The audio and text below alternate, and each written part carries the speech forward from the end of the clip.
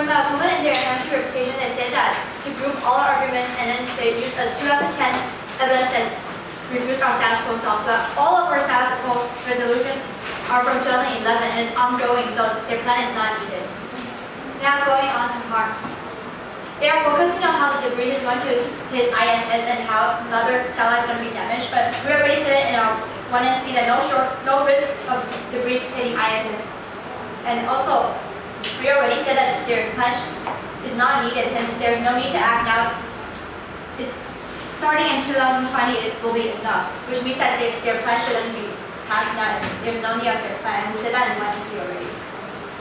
And now I would like to go on to the solids. Even if the technology works, the lack of international debris regulation makes the impact inevitable. For ABLJ 2008, the most widely discussed space debris removal program, DOG Origin, used laser and earthbound scissors to detect, track, and eliminate debris in various sizes by nudging fragments out of the orbit to burn up in the Earth's atmosphere.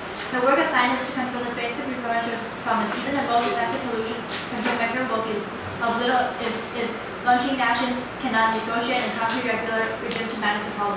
It shows that the U.S. cannot do it alone. The international regulation is stopping them. Debris removal techniques at least 5 to 10 years in development. As of Princeton 2010, there are substantive technical, economic, political, and legal barriers of developing, deploying, and operating active debris removal systems. Flagging missions at NASA, depending on the size, takes 5 or 10 years to plan, develop, and run. It shows that their plan will take too long and will crush the economy. Debris removal lasers preserved as weaponization. Cartridge 2011.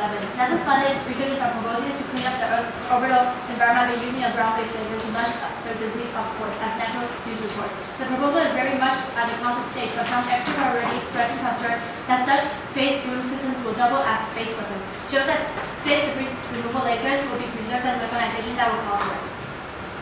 Outer Space Treaty prevents legal barriers to U.S. efforts at space debris removal. Recent TBV 2010. The EDDE vehicle addresses the technical and cost problems of removing space debris, but there are legal, political, and economic constraints that must be overcome before the general cleanup of space can begin. Cleaning space, however, is not so simple. One problem is the legal. The Outer Space Treaty of 1967, signed by all spacefaring nations, states that the launching nations own its satellites even if they are defunct and independent. Space laws does not allow established rights to treatment charges. It shows that they are going against the law if the affirmative plan is passed. Space debris removal is neither economical or technologically feasible. From 2011, we said that before in 1NC. Plans of space lasers do not solve their problems, energy, and cost. Johnson 2008, there are too many challenges of implementing a space-based laser. Simply getting the laser device into space greatly increase the cost as compared to a ground-based solution. Stabilization of the laser platform is difficult in any environment. It shows that their plan is too costly and too difficult, and there are a lot of things stopping in their way. The time frame of app is too long. Normal means it's a lot of legal work and multi-collaboration. Real 2007. It is no longer solely of academic interest, but necessary that lawyers be involved. In measures of the mitigation of space debris, much legal work will be required. It shows that they're going against the law. If they want to do their plan, they have to go through a lot of legal works that will harm the international relationship. Most obviously, cleaning up space debris produce more space debris. Scanapol 2010. Baker divides space debris into 4 classes: interactive payloads, operation debris, fragmentation debris, and microparticular matter. Surface vibration is also a cause of space debris. Surface of the spacecraft are exposed to the deterrent space environment. This can lead to degradation of the optical impurity of surface that can contain substantial shedding of material into the space environment. It shows that if their plan of launching more stuff into the space will just cause more space debris. Space debris is inevitable. Every launch creates space debris. Pitches 2005. Space-faring nations are well aware of the danger caused by space debris. Space debris is the inevitable consequence of the global use of space. Every space launch will create the same amount of and form of debris. So that their plan just causes more space debris, not solving it. Cannot remove all space debris. Cleaning up non-US debris are debris violates international law. And so 2010. The Outer Space Treaty states that the nation retains jurisdiction and control over the space object ownership of object launched into the outer space and their parts. It shows that they're going against the law. Also, now I will go on to spending DA. Cleaning up space debris is ridiculously expensive. Figure 2009.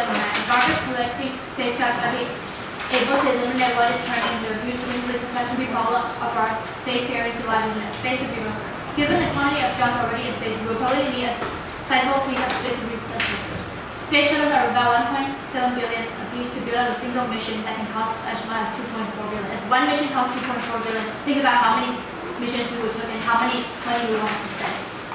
Also, now go on to political stability. Space debris claims unpopular both domestically and internationally, and the situation is not yet stable.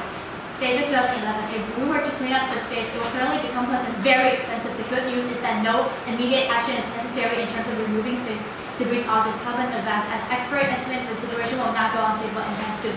It's unlikely spacefaring nations are going to do anything significant about the cleaning up space. We don't have the cooperation. Nobody wants to pay it. Space debris cleanup is a growth industry, but there are no customers. In addition, it's politically untenable. And then wait, I have to say something else.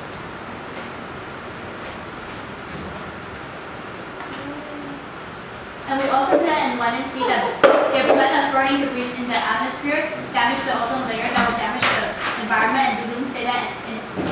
Didn't say anything about it in 2 and C. For all these reasons above, or due to for later.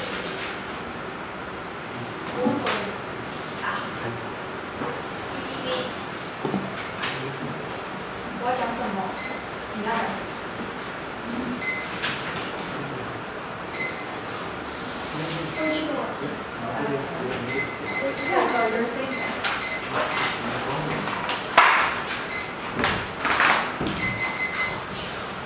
Yeah, 4 minutes. Oh, where'd you go up to? When am I? Or where'd you go up? No, count examination. How many? 2 minutes. 2 minutes. How about take that? Take over the next exams. And we're going to the law. Are you going to study? Yeah. Maybe. Take classes in culture. Ready, set, go. I would like to continue my partner's question. Have you seen janitors in the street cleaning? I just want to see your opinion. What kind of janitor? On the streets, have you seen the janitors in the streets cleaning?